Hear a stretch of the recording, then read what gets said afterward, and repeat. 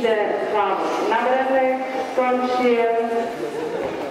Závodnice nebudeme organizovaně odcházet z plochy, takže pokud jste ukončili svůj závod, přijďte se tady pod galerii občerstvit, samozřejmě v klidu, počkáme, až závod pro všechny závodnice skončí.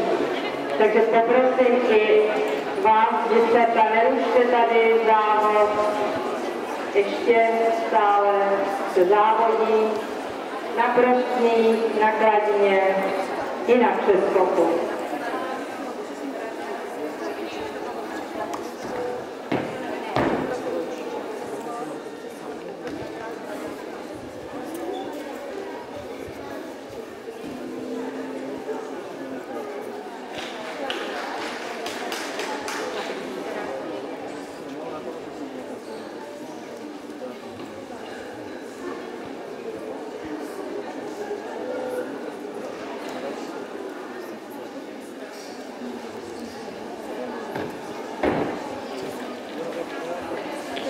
Na kladině je připravená poslední závodnice Kristýna Havelková, poslední gymnastika lidé.